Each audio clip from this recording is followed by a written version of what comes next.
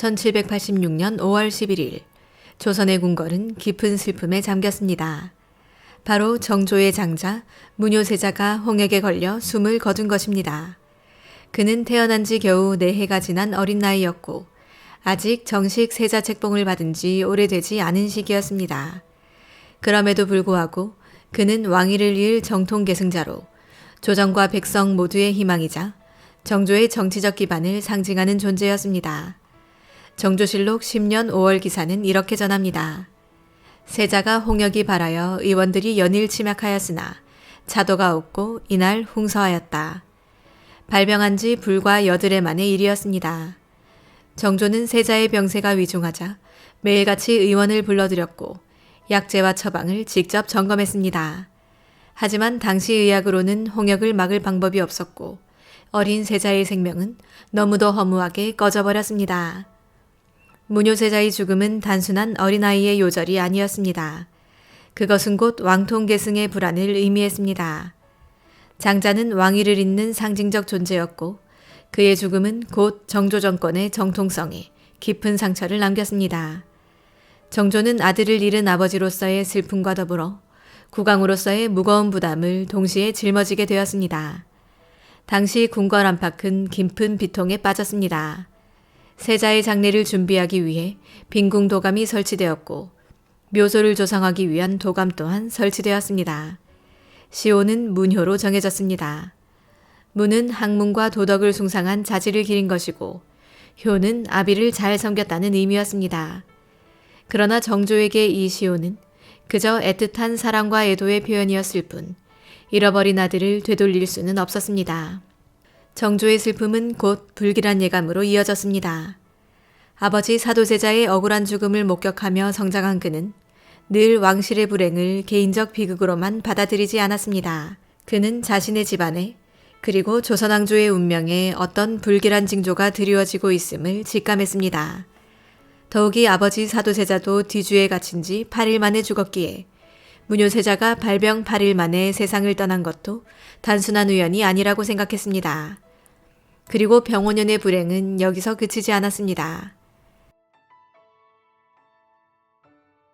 세자의 죽음으로 인한 충격이 채 가시기도 전에 또 다른 소식이 조정에 전해졌습니다. 7월 흑산도에 유배되어 있던 김기주가 그곳에서 생을 마감한 것입니다.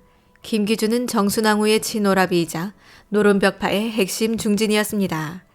그는 영조 시기부터 조정에서 영향력을 행사한 인물로 특히 사도세자의 죽음과 깊이 연관된 인물이기도 했습니다. 정조가 즉위한 이후에도 그는 벽파 세력의 중심에서 정조의 개혁을 가로막는 데 앞장섰습니다. 정조실록에는 그의 죽음을 두고 그 일에 관하여 논하지 말라는 정조의 하교가 전해집니다.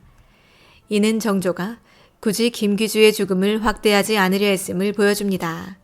그러나 동시에 그만큼 이 사건이 정치적으로 민감했음을 시사하기도 합니다. 김기주의 최후는 단순한 한 인물의 죽음이 아니었습니다. 그는 정조에게 있어 아버지 사도세자의 죽음을 불러온 장본인 중 하나로 인식된 인물이었습니다. 따라서 그의 죽음은 정조에게 묘한 감정을 불러일으켰습니다. 한편으로는 숙적의 몰락이라는 해방감을 주었을지도 모릅니다. 그러나 다른 한편으로는 불과 2달 전 장자를 잃은 상태에서 또다시 맞이한 죽음이었기에 이 사건 또한 정조의 마음을 짓누르는 불길한 그림자가 되었습니다. 벽파 세력은 김기주의 죽음 이후 급격히 약화되었지만 정조와 그들의 대립은 완전히 끝난 것이 아니었습니다. 오히려 이 사건은 정조가 정치적 개혁을 추진하는 과정에서 더욱 철저히 벽파를 견제하게 만드는 계기가 되었습니다. 병오년의 불행은 가을에도 계속되었습니다. 9월 14일 정조의 총애를 받던 후궁 의빈성 씨가 셋째 아이를 임신하던 중 갑작스럽게 세상을 떠난 것입니다. 정조실록은 이 사건을 간단히 의빈성 씨가 병으로 졸하였다라고 기록합니다. 그러나 당시 사람들은 그 병의 원인을 명확히 알 수 없었습니다. 임신 중이던 그녀가 급작스레 병을 얻고 치료의 여지가 없는 상태로 세상을 떠난 것은 분명 석연치 않은 일이었습니다. 정조에게 의빈성 씨는 단순한 후궁이 아니었습니다. 그는 정조가 가장 아끼던 여인이었고 무뇨세자를 잃은 뒤 무너진 정조의 마음을 붙잡아주던 존재였습니다. 무엇보다 그녀는 새로운 생명을 품고 있었습니다. 그녀의 죽음은 정조에게 개인적인 상실을 넘어 왕실의 미래에 대한 또 다른 타격이었습니다.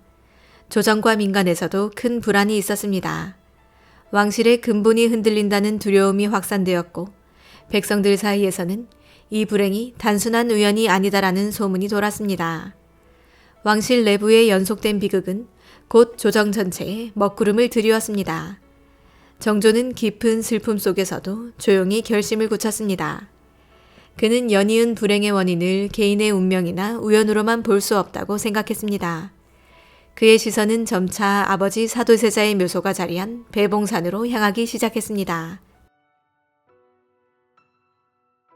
1786년 11월 정조는 다시 한번 커다란 충격을 맞이했습니다. 바로 조카 상계군 이담의 갑작스러운 죽음이었습니다. 정조실록은 이 사건을 상계군 담이 폭사하였다라고 기록합니다. 이어 은원군이 독살했다는 소문이 떠돌았다고 덧붙입니다. 폭사라는 표현은 단순한 병사나 자연사가 아니라 갑작스럽고 석연치 않은 죽음을 뜻합니다.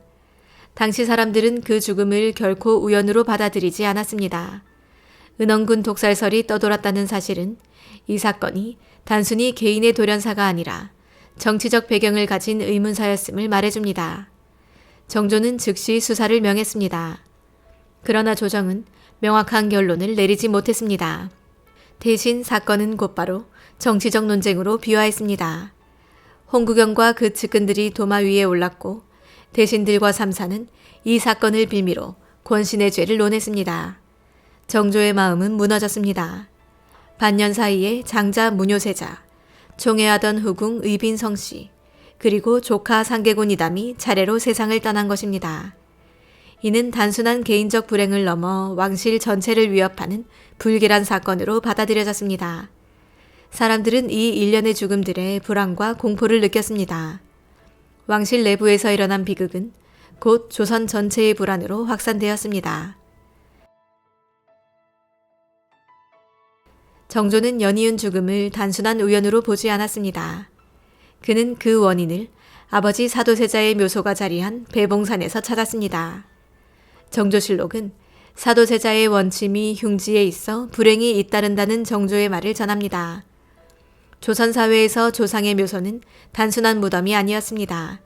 그것은 후손의 기륭화복을 좌우하는 핵심이었습니다. 조선의 군주라 할지라도 이 믿음에서 자유로울 수 없었습니다.